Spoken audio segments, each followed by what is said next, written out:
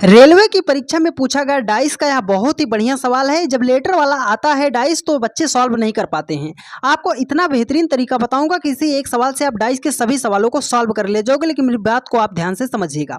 जब भी आपके सामने डाइस का सवाल आए तो मेरी बात याद रखिएगा कि सबसे पहली जो बात है, हमें ढूंढना पड़ेगा कॉमन। कॉमन को मत भूलना। कॉमन कोई ऐसी संख्या जो दो जगह पे तीन जगह पे आपको कॉमन दिखाई दे, हर एक जगह हो, उसे हम बोलते हैं कॉमन। ठीक है, तो पहली बात हमें कॉमन ढूंढना है। दूसरी बात सर, जिस तरीके से हम इस पासे में चलेंगे, अगर इसमें हम क्लॉकवाइज चल रहे हैं तो इस पासे में भी हमें क्लॉकवाइज ही चलना पड़ेगा, मतलब एक ही दिशा से हमें चलना है। तो चलो, इसमें डी का विपरीत पूछ रहा है तो हम सबसे पहले कॉमन ढूंढते हैं। तो देखो, सी है, डी है, बी है, ए है, ई है, बी है, तो दोनों पासे में कॉमन हमें क्या मिला?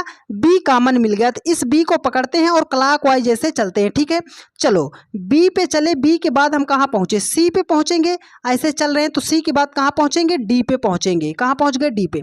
इस पासे में बी कॉमन है तो हमने बी को पकड़ लिया। ठीक है, इसमें भी हम क्लॉकवाइज ही चलेंगे तो बी के बाद कहाँ पहुंचे? ई पे पहुंच जाएंगे, और ई के बाद कहाँ पहुंचे? ए पे पहुंच गए। वो डी का विपरीत पूछ रहा है तो अब ये सतह एक दूसरे के क्या है? सभी आपस में विपरीत हैं। तो डी का विपरीत पूछ रहा था तो डी का विपरीत क्या होगा? ए होगा। ए ऑप्शन सी में है और यही आपका राइट है।